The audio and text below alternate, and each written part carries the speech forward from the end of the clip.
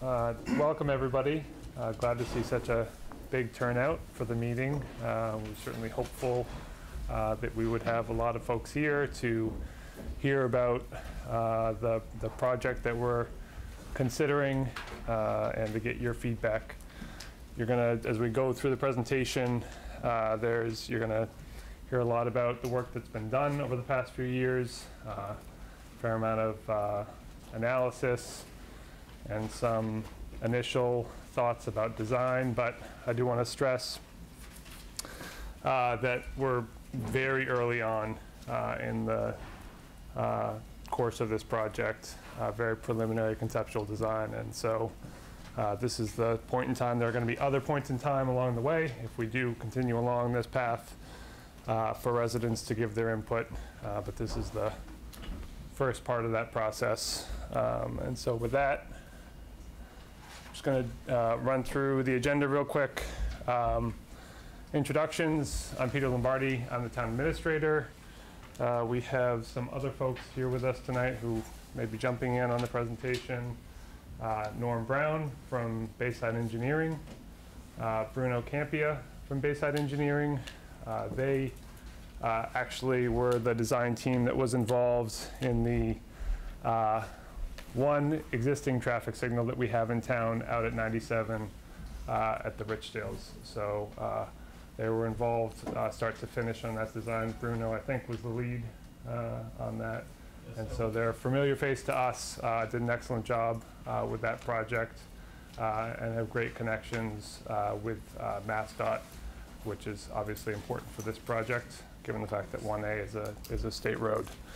Also here tonight, Bill Tyack, our DPW director, Tom Perkins, our police chief, Catherine Harrison, chairman of the Board of Selectmen, John Clemenzi, the Board of Selectmen, and State Representative Brad Hill.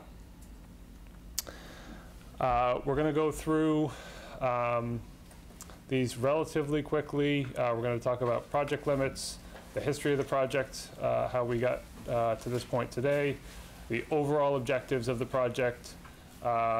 Then the engineering team is going to go through some of the alternatives that have been considered so far, and there are 6 of them. Going to review, at this point, again preliminary, but the consensus design option from the folks who have been involved to this point. Some considerations for the neighbors, the folks who live directly abutting the project, and certainly residents passing through.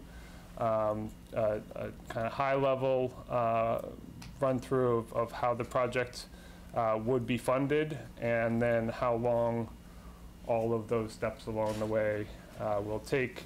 Then we're going to wrap up with a review of some short-term improvements, some of which have happened, some of which are planned in the next year or so, so that everybody understands that while we are talking, we'll be talking about some long-term improvements. It's going to take some time to get there, and we'll go through on some detail what that's going to look like, and then obviously open up to any comments and questions at the end. So I hope everybody can see this okay. The project area that we're focused on is just south of Old County Road and just north of the downtown along Main Street, Route 1A, and the other streets, side streets that come into it, Cherry Street, Monument, and Arbor Street, Friend Court. Peter? Yes? Would this show better if the lights, some of the lights were dim? Yeah, we might.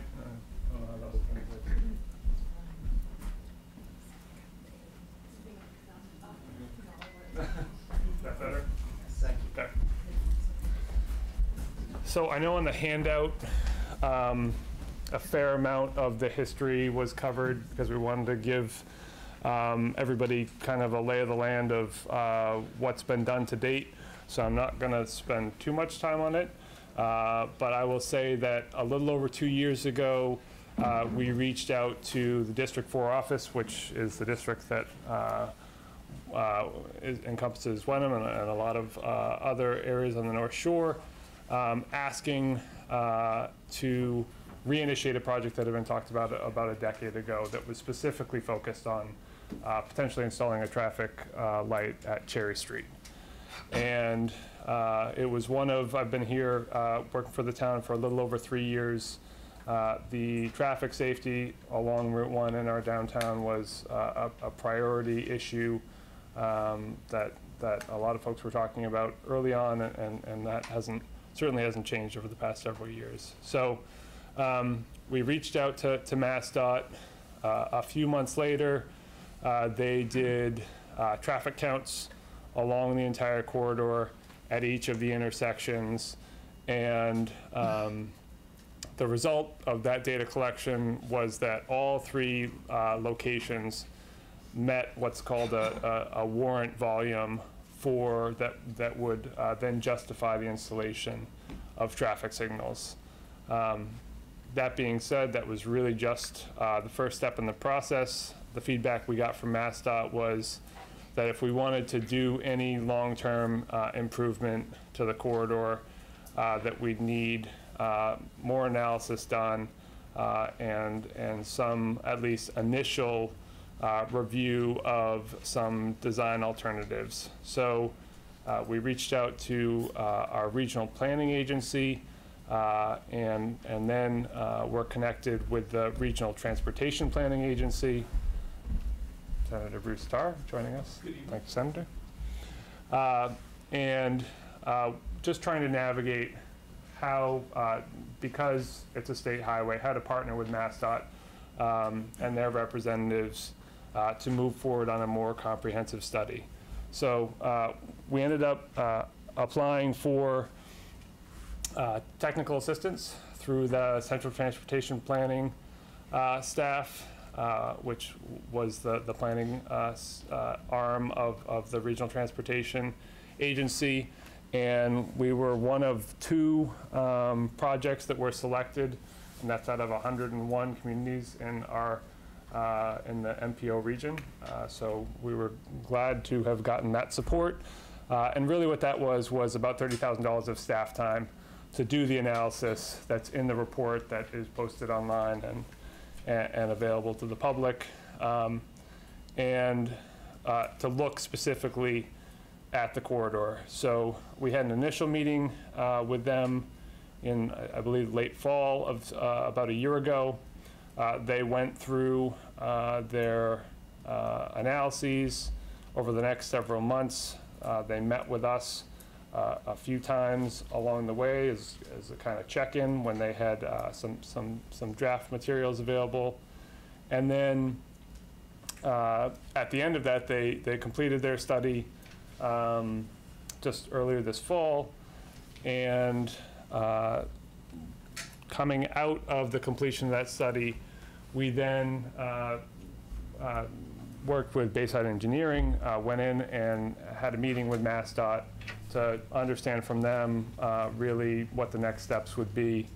And their feedback to us was in order to have the support both of MassDOT officials and of the various funding agencies, that we needed to show that we had done some significant community outreach and had the support of the residents to move forward through the next design and construction stages. So that's why we're here tonight. I think the good news is that MassDOT has been fully supportive of the project every step of the way, and that they have agreed to be the project lead when and if we do put an application through and initiate the project request.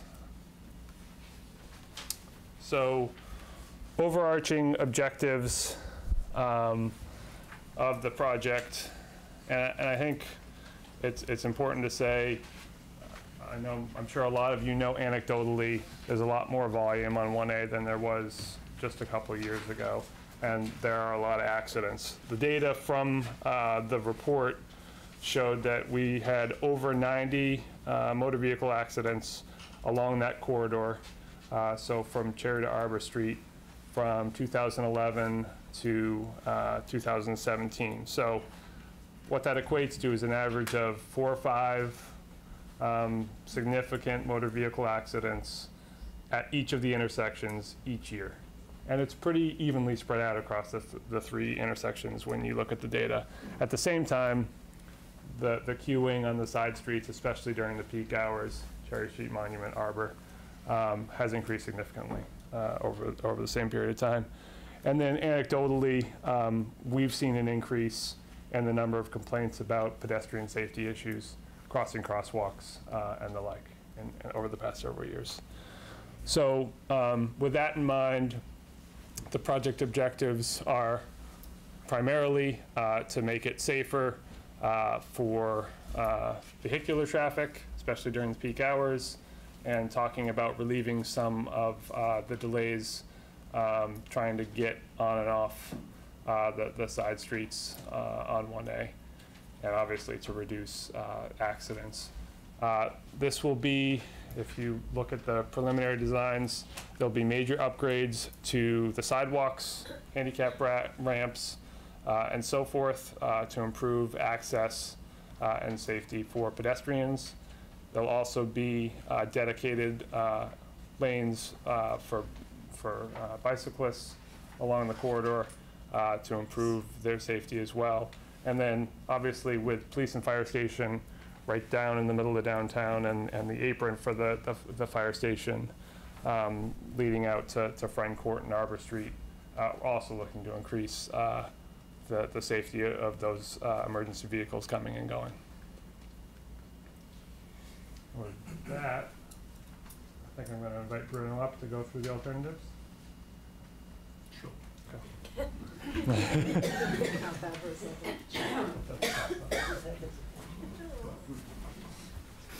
Good evening. My name is Bruno Campion. I'll be the project manager for this project for Bayside Engineering.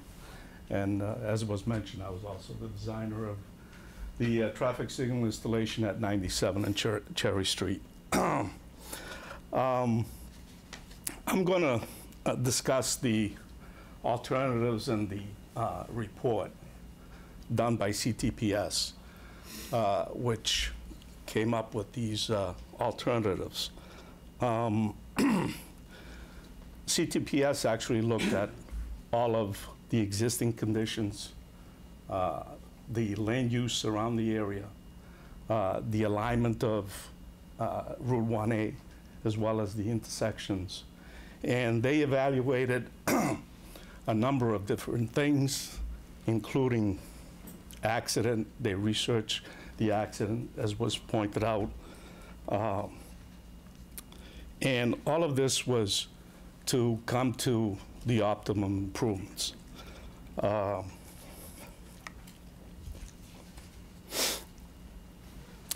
As a result of the analysis, the first thing that was evaluated was the traffic volumes to determine if, in fact, the intersections warranted traffic signals.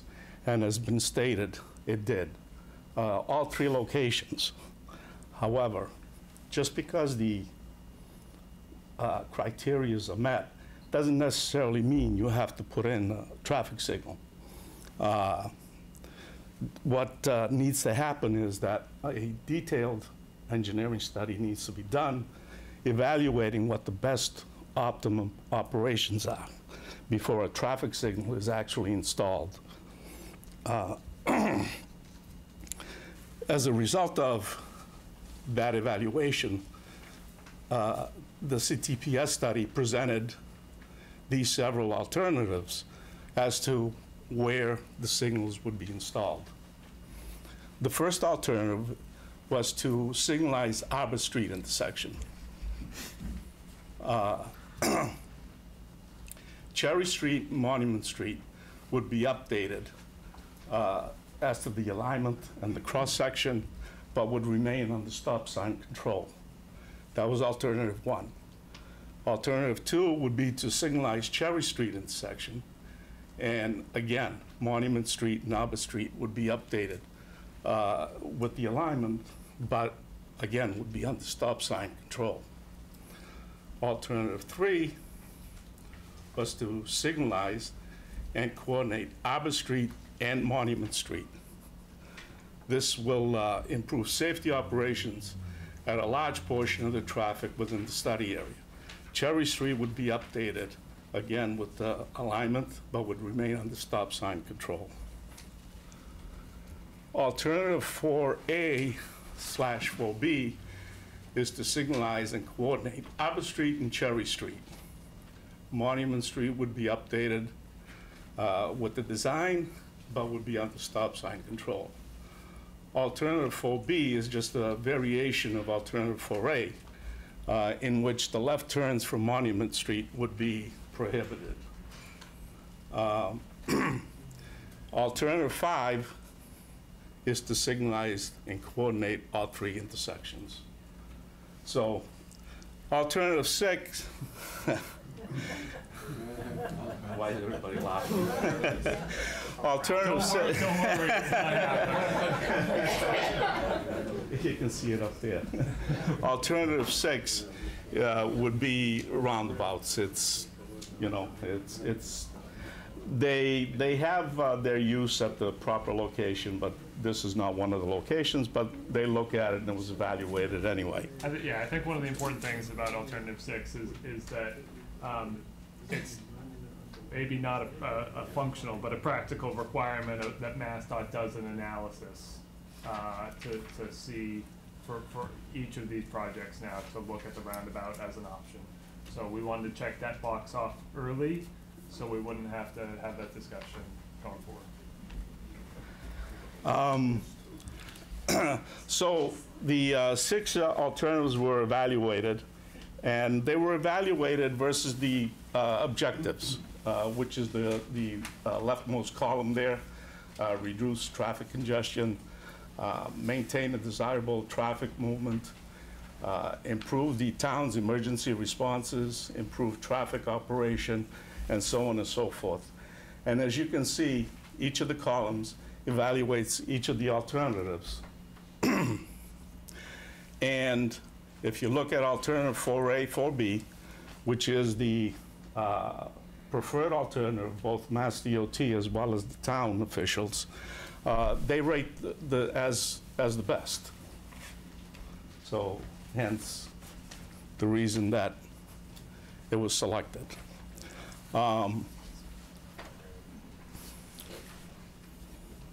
And 4A, 4B, it's shown both here as well as up here. As you can see, the 2 traffic signal symbols at each of the intersection. There are left turn lanes at each of the northbound approaches. Therefore, the left turn traffic is separated from through traffic. And as you know, the left turn traffic is typically what creates problems because it causes backup. The signalized intersections will include pedestrian signals so that you can push a button and get an exclusive pedestrian crossing. The intersection will also be equipped with emergency vehicle preemption equipment so that all of the emergency vehicles will get immediate response to the signals, no matter what direction they're approaching from.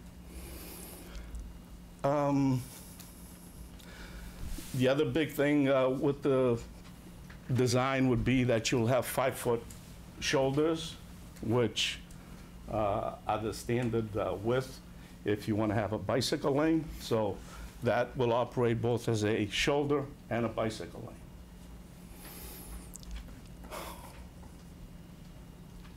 lane. And those are some of the highlights of the scheme itself. The next thing we'll look at is what, as you saw, each of the sections, each of the segment of road will have a different cross-section. Those are represented here as the roadway cross-section. The first one, which says proposed Route 1A cross-section in the vicinity of the project. That would be the cross-section at either end of the project, where the roadway will transition from the existing roadway to what the proposed roadway will be. So there'll be a 1 lane in each direction with the 5-foot shoulder, and it says a 5-foot, but it'll actually be a 5.5-foot sidewalk on either side for a total width of 45 feet. I'm going to jump down to the third one, which is the proposed Route 1A cross-section where the left turn lanes are. There'll be 1 lane in each direction in the outermost, and the center will be the left turn lane, if you remember the schematic. It'll be either a left turn lane or the painted median. And in addition, again, you'll have a 5-foot shoulder or bicycle lane with a 5.5-foot sidewalk. That cross-section is going to be 53 feet. The center one, the reason I skipped it is because it actually says proposed Route 1A cross-section between Cherry Street and Monument Street. It shows a 8-foot striped median in addition to the 2 travel lanes, the bicycle lanes, and the sidewalk, which totals 50 feet. The reason I skipped it is because although it was presented in the study,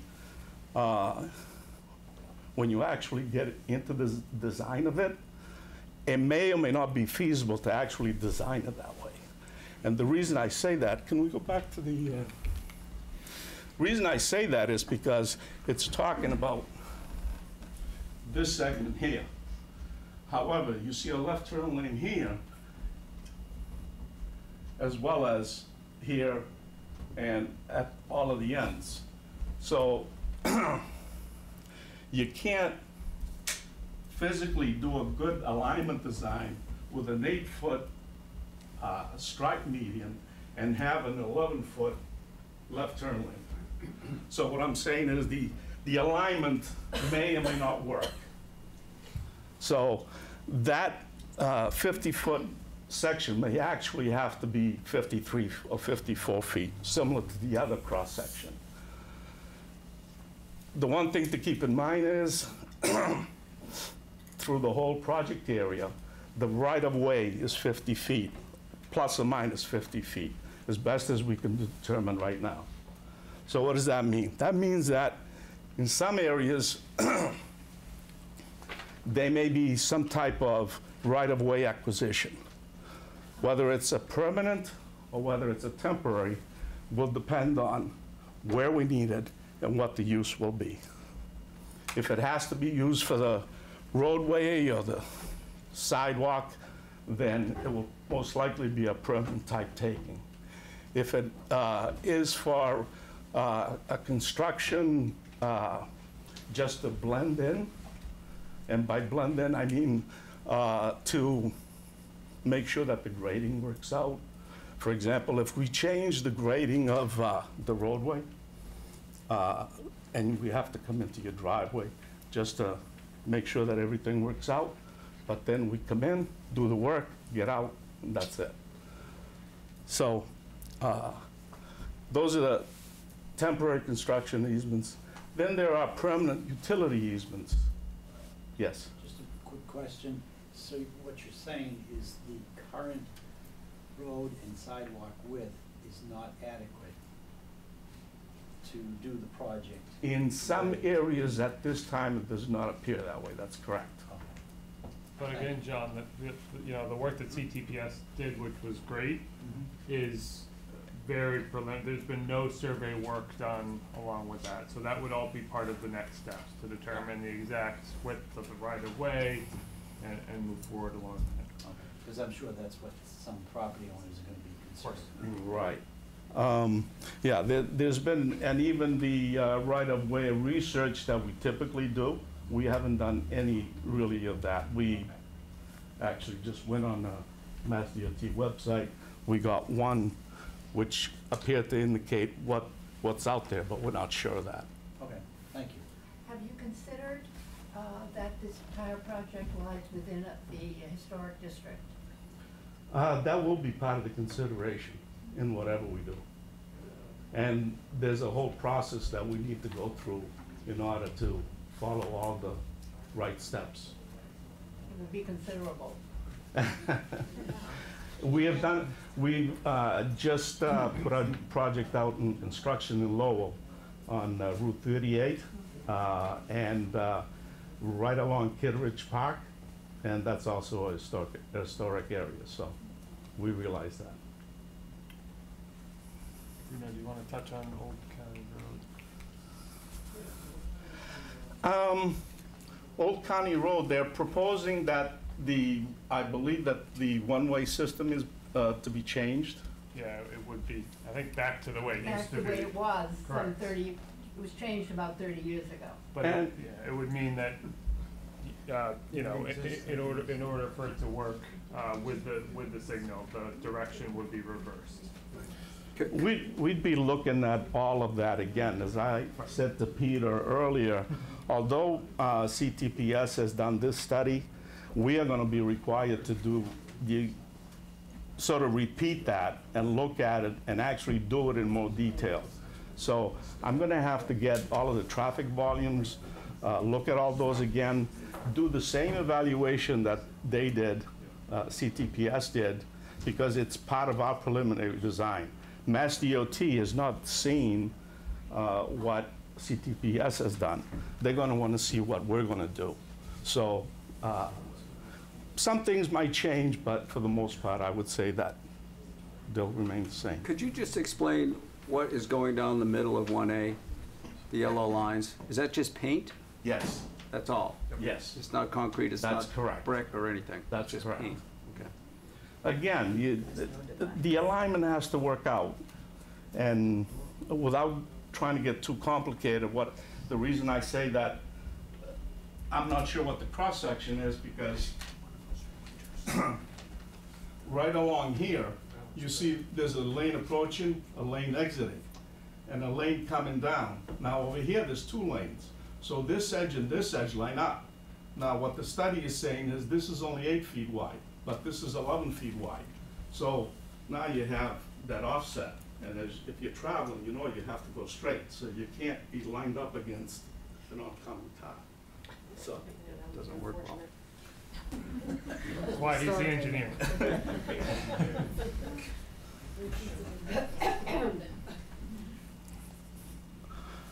All right. this is someone's house. Uh, I don't talk money. All right, so I will talk money. Right now, and again, this is very preliminary, but ballpark costs that we've gotten from Bayside from other similar projects that they've worked on, looking at the multiple intersections and the road length and width and so forth. It's estimated to be on the order of $3.5 million start to finish. Most importantly, from the town's point of view, we were seeking, as I said, MassDOT's been very supportive of the project, and they have been supportive of trying to fund the project. And they were trying to identify a particular funding source to get us to 25% design, but it looks like that's unlikely at this stage. So the latest news from them is that the town's going to be responsible for funding the 25% design phase, which is about $250,000, which will occur over the next several years, and we'll get to that in the next slide. So we are still looking for some other funding sources. Thank you to our state senator and representative for attending and for your support. That took longer than I expected. But I will say there was language in the economic development bond bill that was approved earlier this year for $500,000 in funding specifically for this project. And thank you to both of you for getting that language inserted. Unfortunately, that's not an appropriation, so we have to work on that next step as well. But as I said, the rest of the funding at this stage is expected to be funded through one of a couple other sources. The Transportation Improvement Program, or the TIP, is federal funding that's passed through the state. There's a relatively long queue for that money. There's a 5-year plan, and generally you get at the back of the line. But that being said, year to year there are some changes, and in the scheme of the total project costs across the Commonwealth, this is a relatively low dollar figure, so there's some hope that maybe we could sneak in somewhere along the way sooner than 5 years. But the other funding source, primary funding source for these kind of projects is through the Highway Safety Improvement Program, the HSIP, which is controlled directly by MassDOT, so the queue for that funding is a little shorter, and there's some more flexibility in accessing those funds. So the TIP runs through the Regional Transportation Planning Organization, and as I said, that's something we'd have to advocate pretty strongly for to initially be on the list, and then to ensure that funding remained in place. Either way, the project is going to have to follow federal and state design guidelines, and as that was referenced in talking about the easement, the other benefit is that if there's any upgrades to utilities that are needed at the time, they would be funded by the project as well. So, as I mentioned, best case scenario right now, we're looking at the project being completed in 2023, which is a long ways away. Which is why I thought it would be helpful to kind of talk about each step in the way, how long each of those elements we expect to take, and then where that ends up in terms of actually making any of these of the project constructed on the ground. So first year, 2019, I'm going by calendar year, we have to sort through funding on our end to fund the 25% design, and then issuing the notice to proceed to the engineering firm. Then there's the survey work that I mentioned earlier, which would occur once the weather breaks next spring, presumably. And then there's the work on getting to 25% design. Year 2, so 2020, MassDOT then reviews the 25% design submission. There is a public hearing that's required for a project of this sort, and then there's some back and forth in our engineering firm working with MassDOT on the comments that are received through that public hearing process. And then from there, it's another 4 months or so to get to the 75% design. Year 3, 2021, MassDOT then reviews the 25% design submission. We move on to 100% design, and then they review that again. So that's a whole another year or so, start to finish, hopefully a little quicker. And then in years 4 and 5, so 2022 to 23, we're putting the project out to bid, awarding the project, and then doing the actual construction. And the contract will likely be for 2 construction seasons. That being said, a majority of the work would be expected to be done in the first construction season. Besides the installation of signals, that would probably be done, and some wrap-up work, some site work in the second year. But it wouldn't be as if the entire downtown would be under construction for 2 full years, just to give people a sense of expectations. And I've got the asterisk, which is the timeline assumes, again, really best case scenario, that there are no hiccups along the way in terms of the design work, right of way, and so forth. and that we secure the funding in a timely manner, and that we kind of jump the queue as much as we can. So in the meantime, we have, again, been working with MassDOT on some short-term improvements to the intersection, recognizing that there are still pedestrian safety issues. There are still, you know, pretty high rate of accidents at each of these 3 intersections along the corridor. So this is a summary looking at the same corridor. Most of the striping that is proposed under the long-term improvements is going to be done next construction season. What MassDOT is going to do is they're going to do, I think, what's called a micro surfacing. It's a very shallow repaving of the existing road surface in the entire corridor, and then they're going to restripe all of that corridor and putting in the left-hand turning lanes on Main Street headed onto Monument and Arbor Street in particular.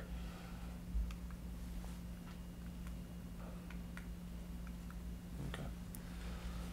So that's the plan for next year. They're also going to, when they're doing that restriping, as you know, we did a little bit of a lane shift in the downtown corridor, so north of Arbor and Friend Court, headed to Hamilton, to allow adequate, safe parking for in the business district, and so shifted that center line over. The transition probably looked better on paper than in reality. And so they're going to kind of ease that transition and make it a little smoother than it is now. And they already have done a couple improvements. Those of you who push the pedestrian signal at the post office might have noticed that you have a little more time to cross the street now than you did a few months ago. So they changed the timing, the interval there. I think they increased it by 5 or 6 seconds, I want to say. And what's that? It gives you more time to wait for the cars that run the red light. So, right. Then you can cross. Yeah. On a regular basis. Yes. And they also, you may have noticed recently, they installed additional signage to alert folks to the existing crosswalks that we have in the downtown, just to give you know, people that extra layer of awareness about the fact that there are crosswalks there. So small things, but incremental improvements that we have been able to make this year, and then next year, once again the weather warms up, MassDOT has committed to doing those changes. And with that, I will open it up to any other comments or questions. Gary? Do all the options include the removal of the current light at the post office? Yes. No, not every option. So only the options that would add a signal at Arbor Street. If there's a signal at Arbor Street, then that pedestrian signal would go away. But if there was only a signal on Cherry Street, for instance, then that would remain. Yes, sir. Part of the plan is to discuss sidewalk improvements, and it looks like you go a little bit further past Old County Road going south on Main Street, right? Yep. How far down exactly would that go? That's kind of hard to tell. Yeah. Again, it's a transition. We need to see how much we're widening. Yeah. And depending, like if you're going from 32 feet to say 42 feet, you have to have a certain taper. And then it also depends on the alignment, if there's a curve, Yeah. exactly how it best fits in. So, but my guess, it's gotta be a few hundred feet anyway. Yeah. Are you talking about the new sidewalk on the other side? Really on both. I'm specifically looking on the northbound side of Main Street. So I'm at 104, and the sidewalk there is barely the length of my arm. Yeah. And we have a retaining wall that it's actually encroaching into, starting to lean into the sidewalk a little bit. We have a plan, that's why I'm asking, to back it up. But part of that is that that sidewalk itself is very, very narrow. If a kid's riding a bike when you're coming down my driveway, you can't see them until they're in front of you. Because that sidewalk is so narrow and there's no shoulder whatsoever there. So I'm just curious how far that would go down, because that would be a pretty dramatic improvement. Right now, couldn't say for sure, that's my best guess, but we are gonna be required to extend the sidewalk up to our project limits. Yeah. During the construction phase, is there the possibility that the town would incur additional expenses for police at certain times of the day So during that construction process? Police, there certainly would be police details, and those would be covered by, within Under the the project contract. costs, Those under are the the contract. The state would pick up those Yes, costs? Yeah. yes. Yes, ma'am? Have you looked at, I mean, because Arbor Street has had a number of configurations in the past, like, as I pulled up the plans, because in the past, they have moved the entrance a number of times. Yep. And the last iteration is horrible, because it's literally right across from front court, and no one looks across the street. Yep. So I have to turn basically into people's quarter panels before they go, oh, there's a car there. I Yes, yes. I hear you. Yes. I do it every on a daily basis. Basically, they have moved that, and there's been a number, so while people are designing, it might be useful to look and see what the previous iterations were, because there's been a number of configurations of that entrance, And I think it would be really a blank slate. This one here? Yeah, Yeah. yeah, it's, what you're talking about, right? is there, it used to be Right, like from- wider, from and it was here going over. straight through, you mean? Yeah, Yeah, well, no, she's talking about how hard it is to pull out a friend Friend court, court, take yeah. a left, because the people who are coming on Arbor don't see you. they don't see Coming, you. pulling out of friend court, so they're looking left and right. And you finally get halfway across and you start to make a left and they pull into you. And yeah, I honked today and, you know, someone honked back and Well- it's always creative, yes. As I indicated, the study, although it was more comprehensive, we're gonna be required to study it all over again.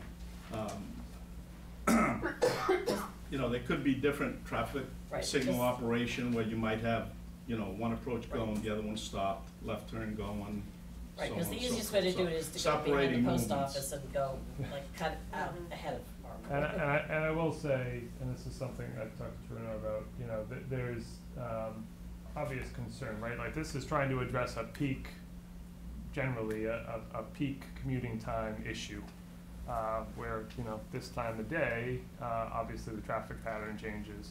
And we will have full ability to manipulate and control the timing of the signals so that, you know, you're not necessarily sitting on a side street forever at 10 o'clock at night, just trying to pull onto one. No, I mean, I grew up down the street from where the Cherry Street one is, and bless your heart, I love, that is the best light. Yes, sir. On that same topic, would you have the ability to turn the lights to flashing red and flashing yellow for low volume times when you don't have to sit there and watch the leaves blow across the street? Essentially, these days, we can make the signals do anything we want to. And, As I yeah, indicated, they have sensors we can, too. right, all of the signalized intersections are gonna have, these days, mostly, probably video detection, at each of the approaches, so that they'll be traffic responsive. We'll also have the ability to evaluate the different traffic volumes during the different parts of the day, so that we can actually time the signals different, so that they can operate differently during different parts of the day. We can make the signals, these will be coordinated, but we can also uncoordinate them, have them operate individually during, like, say, midnight to 5 o'clock in the morning, when there's probably nobody there. Or we can make them flash, so we can do whatever. The only thing to remember is that although you may want to do something, this is a state road, So Mass DOT district will have the final say. The one thing I will say on that though, because that was part of my concern, if MassDOT's picking up the bill and it's their road, then we could kind of lose a handle on it. But they have said every step of the way that we're going to be at the table in terms of design, and that they want to get it right to meet the town needs and to listen to any concerns or They're complaints. generally whatever the town wants, as long as it's reasonable, obviously. Are you aware that some years ago there was a suggestion that traffic be one way only on Monument Street? It was voted down, but if you're gonna, one of your plans says you're not gonna be able to make a left turn coming out of Monument Street, so at which point, if that's what most people wanna do, at least 50%, because I take that road a lot, it seems to me that's another option you might think, because I can tell you from the historic district's perspective, we're not really interested in signal lights at Monument or at Arbor Street. Cherry Street, okay, in the post office at either end, but no flashing neon lights in the center of our historic town. Not flashing neon.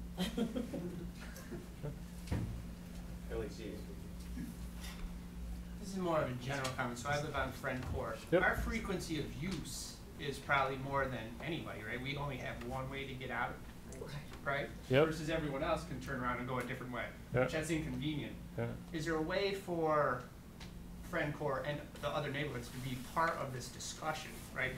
Just besides these meetings, because like our neighbors that have been here longer than me, they have a long observation of what's happened there and what's worked and what's not worked.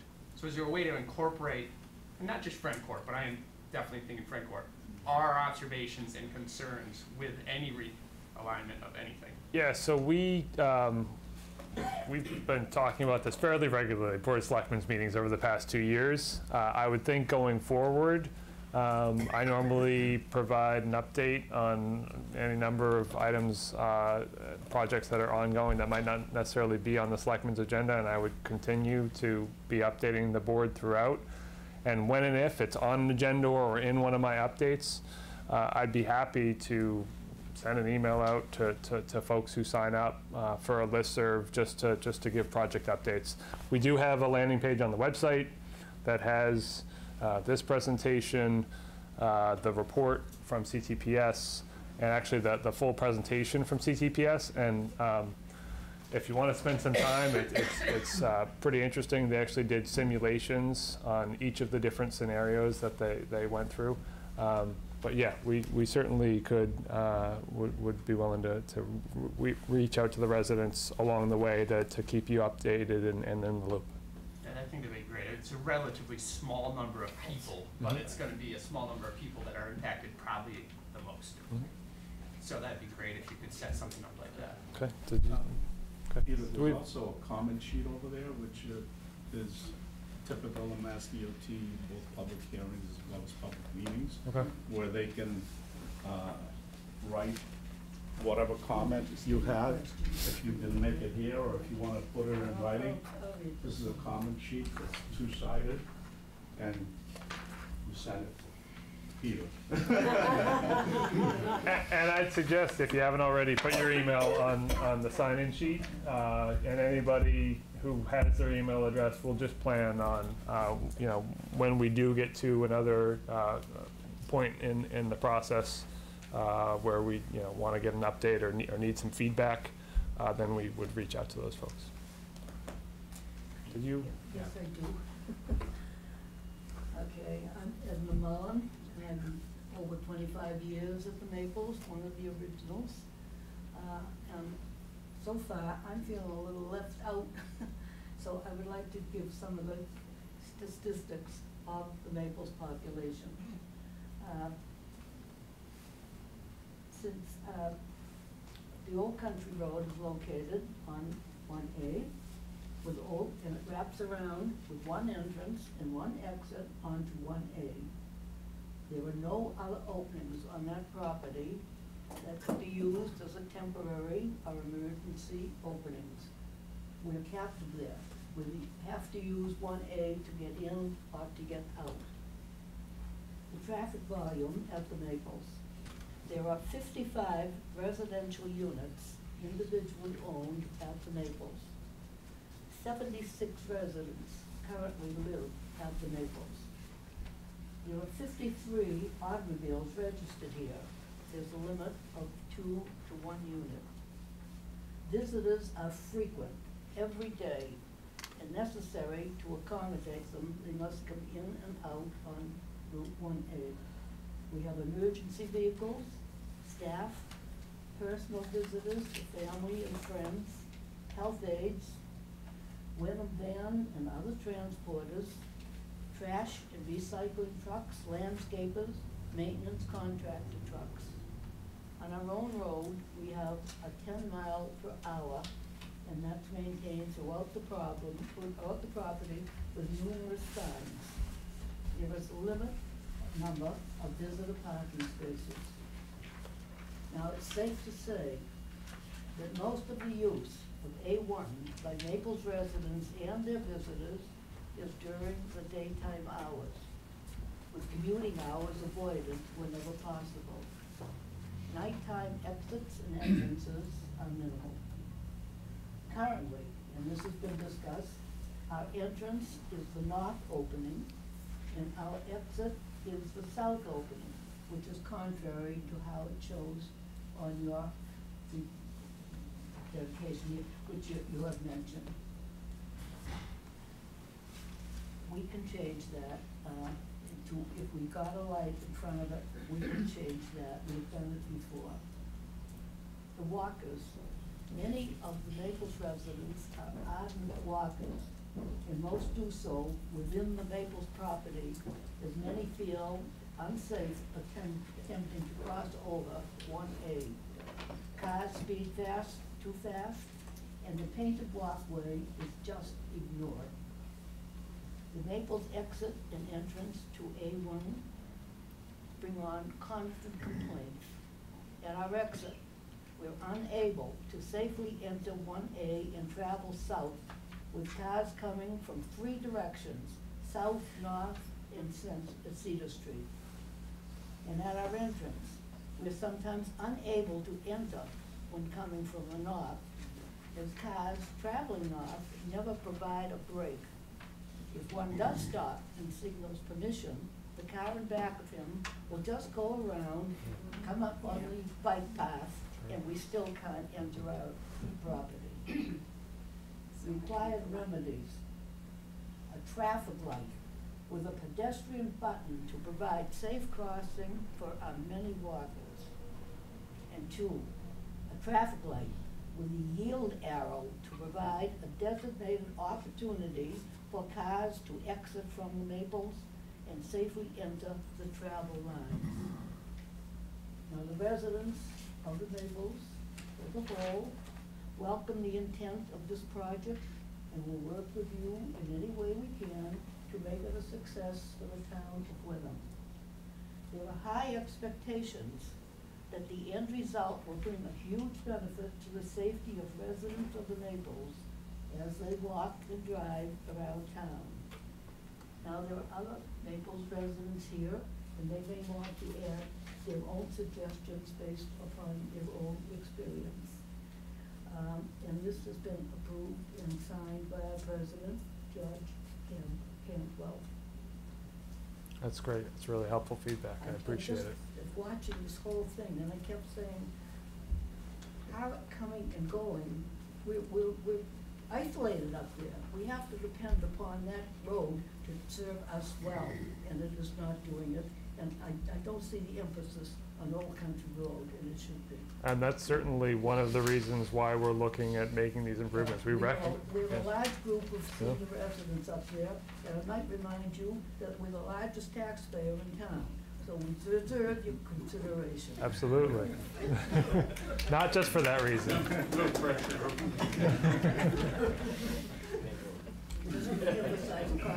Wonderful. Thank you so much.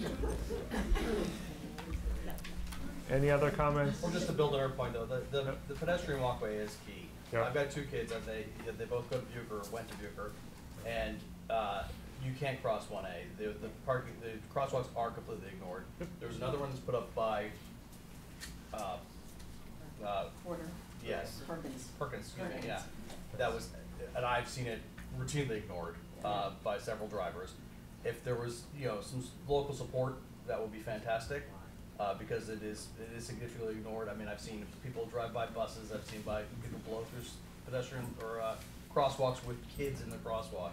So it's, I think having a light to support that would certainly be a benefit. Well, and Porter would see, obviously, there wouldn't be a signal down there, but they'd get some break in the volume. Right. So that they could cross safely. And I know we have, MassDOT did let us put in some additional signage and the center Yeah. crosswalk. Signs. Yeah, exactly. Yeah. As soon as it's plowing season, though, that's off the table. Yeah, but that was a new addition, and we are still working with the schools. My understanding is they're looking to hire a third crossing guard specifically for that intersection. But I think the light support, getting traffic to actually stop, Yeah. is going to be a key to helping that. So that's why the first light went in, after someone that I grew up with got hit. Yeah. Leaving school, so, for the bike lanes, Yes. there's the regular travel lane, there's a left turn lane theoretically in some places, and then there's the bike lane that theoretically people aren't going to, like, drive on the right-hand side and pick us off. Not gonna be wide enough to, because the center, that's. Will it be a separate bike lane, or will it be just an extension of the road? Well, it'll just be a shoulder. It'll It'll be- be a stripe, you'll have the curve, Right. and then you'll have a 5-foot lane with a white edge on it. But it will be a consistent 5-foot lane as opposed to Right. the variable width Right. lane It that it is disappears now. at the- Right. yeah. Right, exactly. Only because there's a lot of times I can kick the cars as they go past me. And that's something that I think MassDOT is gonna require out of this. It is a requirement. And so that's, That would be nice, because It's it's not an it's option. pretty, it's pretty scary at this point, yeah. that's right. Is there going to be more of a penalty for jaywalking? Because people just cross the street at will, they don't pay any attention to the crosswalks that are there now. Yeah. They just cross where they park. I think certainly the intent of this is to create better locations to cross. Right now, the crosswalks that we have in place are just because that's where people have always crossed, right? Like the one right in front of Town Hall that goes over to the tea house. That's an incredibly long run across multiple lanes of traffic, and is something that would never stand up with a traffic engineer, and would go away. All of the crosswalks that are proposed are at locations that are signalized, and even the crosswalk that exists now over on Arbor by the church. It's not at the stop sign, it's offset from the stop sign, which is an incredibly dangerous location for a crosswalk. Because the people turning onto Arbor from Main Street don't have the expectation that there's gonna be a pedestrian, 15, 20 feet onto Arbor Street. So that again, would be shifted right to where the stop arm is. But when they come and they park and run across the street to a business, they don't walk all the way down to the traffic light where the crosswalk is. Well, so there's no parking on that side of Main Street anymore, and there. Up to a point, What's that? up to a point, No, there is no parking on that side of Main Street. not any place at all. Not any, as of a year and a half ago, and we did some education and enforcement. Education, she looked at the. Put that in quotation marks. Yep, over the first few months. I think it's a lot better than it was initially. People had been parking there for years, so it's hard to change that behavior. But there still is enforcement of those issues. Not to say that it doesn't ever happen, but I think it's certainly a lot better than it was before we shifted the center line over and created dedicated parking on the business side. So. Any other questions or comments? Yes, sir. Do you have the timeline for, a more concrete decision on the right-of-ways? When is that? So that would be during the 25% design phase, is my understanding. When we submit 25% design, we will have to submit preliminary, what we call preliminary right-of-way plans. Because at that point, we'll know essentially the alignment, and we'll know the slopes, and we'll know what we need. Plus, at that point, we'll have done all of the research to find out exactly where the layout line is, and how much we have and what we don't have. So by 25%, we'll have a pretty good idea. So it's the end of next year, effectively, or the beginning? Correct, depending on the timing of when it gets done. But yeah, sometime about a year or so from now, maybe a little more. There's a public hearing right after that. Correct. Once we get to the 25%, and 25% design is a little bit of a misnomer. It is, because at 25% design, we actually have to do at least 50, probably between 50 and 60% of the design, because, well, Mass DOT calls it 25% because it's supposed to, you have to make sure that you indicate what work you're doing, but in order for us to know that what work we're showing, we have to make sure that it works. So we have to go beyond what they require. And by law, we have to have public hearings. Correct. At each of the milestones, but 25% design has a specific public hearing requirement. And again, it is, there's a reason why 25% takes longer.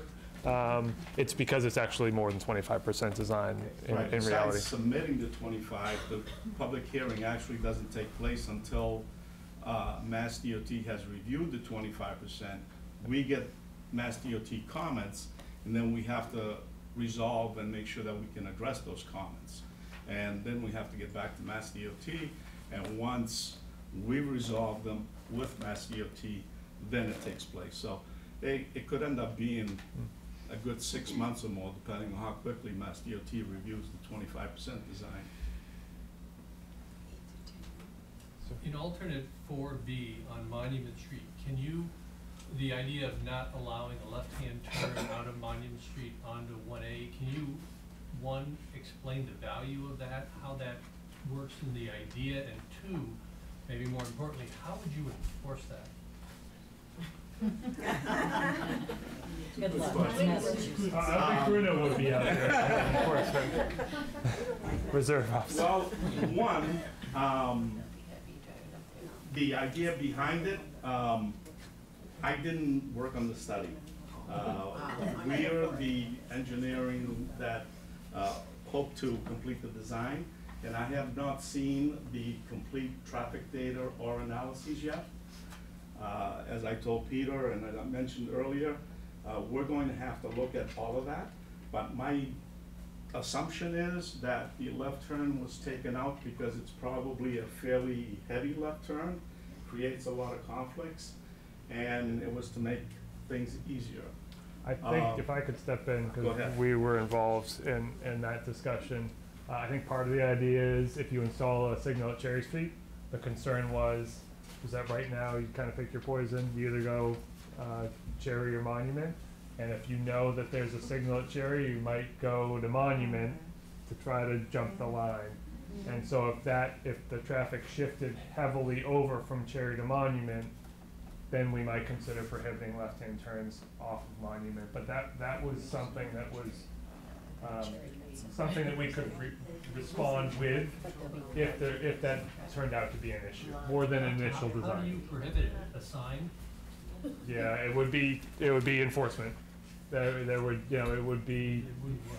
Yeah. I'm afraid it wouldn't work. It would be the signage, or the other thing is obviously to emphasize it, you put traffic signal lenses with a right turn arrow only. Yes, sir. But to be clear, the consensus alternative is 4A. Correct. Not 4B. Correct. Yes, ma'am. I live off Cherry, so you pick your poison, you either go Monument or Cherry.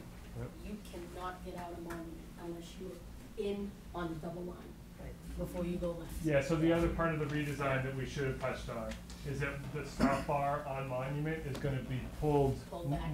or much closer actually to the center line of Main Street. Right now, you're right, you have to creep I two go car Cherry lengths. to avoid that. Right, exactly. So that's actually going to be redesigned as part of this. Is that that stop bar is going to be a shorter run across the So intersection. to that point about restricting the left-hand lane, I think that is actually crucial, because if you're trying to avoid that, you'll never get out anyway, and that's where the accidents occur more. So you go cherry, the light will allow you to go and flow and get out and not get caught. Safe. The idea also, though, with having the two synchronized signals, is that there will be a break in the traffic flow if you do want to pull out of Monument. So it is going to be safer to pull out of Monument. Good, a short-term solution too, though, is seem to be painted lines. What's the timeline for that? Next summer. Oh, it is. Oh, great. That's what they've told us. Yeah. Seems like a lot. And I said it in a room full of people and on TV, so I'm going to hold them to it.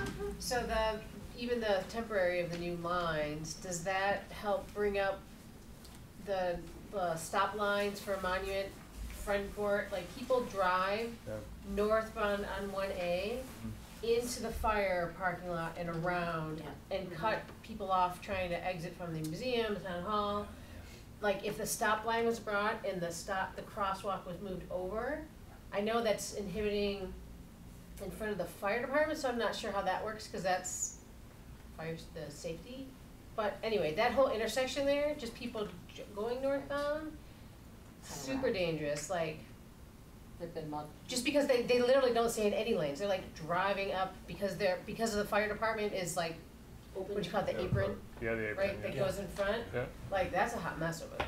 Yes. I mean, it's not. I know, right? I guess it is 1A extension, but is the temporary lines going to help that? Because I think even that is a little step, would make a huge improvement. Waiting 5 more years for something to happen. Sure. And again, the graphics that you see are, conceptual with MassDOT. So when we do get to the stage where we're talking about them actually doing the striping, we're going to have a meeting with them and make sure that some of those concerns are addressed. I think in particular, it doesn't necessarily show bringing that stop bar out on Monument. I think that's going to be a key thing, that if we can do that for the next couple of years, that's going to be a pretty significant safety improvement. The other issue is, as much as I love the fire department, is that they park all the way to the end of the road, out to the end of Friend Court. So you have to stick your nose out to actually see. And you're talking about the call firefighters when Yes. when they're in for a call. Yeah, or if they're having a meeting No, or the whatever. trucks, come out, way out in the apron. No, she's it's on talking the about. left-hand side. You're talking about right here. Right there. Yeah, They you're park talking about all right the way there. to the end, Okay. and it's That's something I can have a conversation with the fire chief about. it's really hard to see, especially once the snow comes, and Yep. there's a truck, and you're creeping out, and you don't want to get someone who's coming around, people making a left turn into Arbor. Yep. We have had a number of neighbors who've gotten told. That's a conversation we can have internally. Okay, Certainly. that would be great. Yep. Gary. One quick one for engineering. Do you see anything in the next 4 or 5 years, technology-wise, as far as the crosswalks? At the airports, we now have the lighted crosswalks with the series of lights going across the road. Is that something that would be included 4 or 5 years down the line?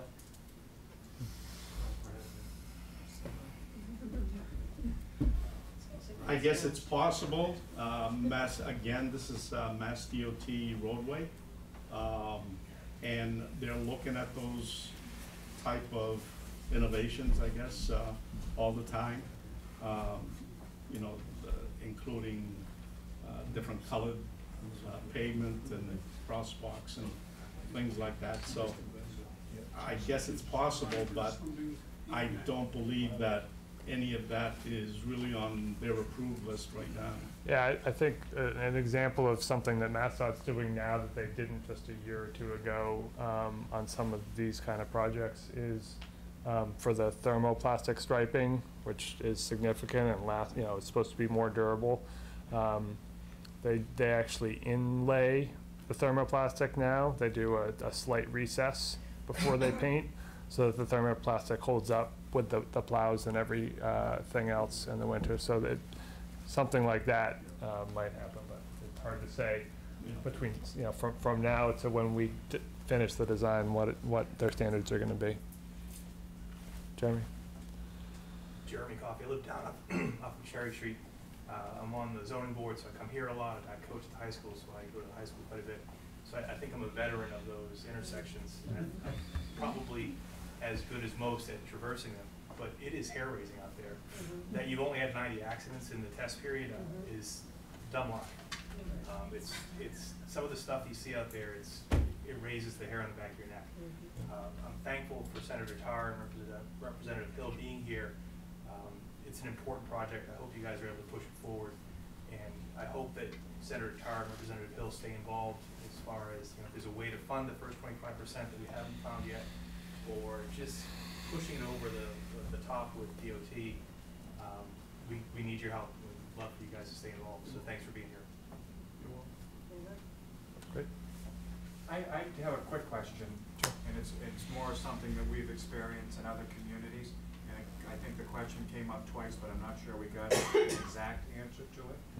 For people who want to be part of designing this, so neighbors being involved in the designing and things of that sort, I heard you say you could fill out a piece of paper and send it to you, but will there be opportunities where at a nighttime the neighbors could come and share with you what they would like to see? So, for example, Senator Tarr and I have received numerous phone calls from Wenham residents about expanding the sidewalk as far up as the farm now. And from what I think I heard, it's not going that far up. But I think there are neighbors who would like to have that discussion as long as we're having this discussion. So will there be opportunities for people to come to a meeting and share their views? Yeah, absolutely. I don't know exactly when or how, but yes, we will make sure, that we reach out and that we're not kind of proceeding along in a bubble and not getting feedback from all the neighbors. One of the worst things we run into is we get to the 75%, and then the people show up and no one likes it, and we have to go back and do it all over again at a cost and another 6 months to a year. So if we're involved in the process as we're moving forward, totally agree. We will not have to deal with that, I hope. We had a very good experience with your Route 97 project with that light, and I assume we're going to have a similar one with our discussions, but this is a lot bigger than that. And there's going to be a lot more planning and designing than that one. Yep. But definitely, the earlier and more often the feedback we get from especially the folks who are abutters, the better, so that we work through those issues as opposed to getting too far down the line. Peter, just to clarify, maybe I missed it.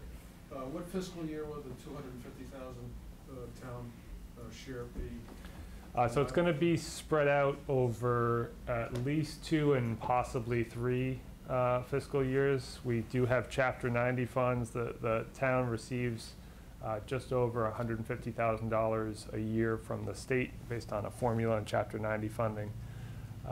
We do have you can roll over the balance year to year. That's to handle all roadway construction and reconstruction across the town, which is woefully short, as the senator and representative know.